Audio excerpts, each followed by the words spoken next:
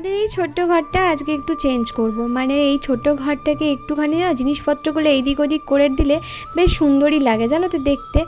ঘর ছোট হোক বা বড় হোক, ঘরে যদি আসবাবপত্রগুলো যদি সুন্দর করে মানে রাখা হয় না অ্যাডজাস্ট করে করে, তো দেখতে বেশ দেখবে ঘরটা সুন্দর লাগে, আর স্পেসও কিন্তু অনেকটা বেড়ে যায়। তো এবারে জানো তো আলমারিটা আমরা অন্যদিকে ঘুরিয়েছিলাম, তো ঘরের অনেকটা জায়গা বেঁচেছিল, মানে অনেকটা জায়গা বেরিয়েছিল, আর আমার যেইভাবে রাখার ইচ্ছা ছিল সেইভাবেই করলাম। প্রথম যখন আলমারিটা এসলো তখন ওদেরকে বলেছিলাম এই দিক করে আলমারিটা রাখতে, কিন্তু ওরা করেনি সেটা। আমি আর প্রীতম মিলে এই আলমারিটা সরাতে হিমশিম খেয়ে গেছিলাম দুজন মিলে। তার কারণ হচ্ছে আলমারিটা প্রচুর ভারী ছিল, যতই সেকেন্ড হ্যান্ড হোক না কেন। নিচে দেখো চট দিয়ে টানছি, তার কারণ নিচেটা একটু খোঁচা আছে, ম্যাটটা যেই ফ্লোর ম্যাটটা পাতা হচ্ছে ওটা কেটে যাবে সেই কারণে। আর ডাইনিং টেবিলটা না এইদিকে সেট করলাম, অনেকটা স্পেস পেয়েছি। এসব করতে করতে হাঁপিয়ে গেছি, আর এসব করার একটা রিজন বলছি। এই দেখো এইগুলো ঘরের মধ্যে ঢুকে যাচ্ছে, অর্কর কানের ভেতর চলে গেলে কি বিপদটাই না হবে বলো তো।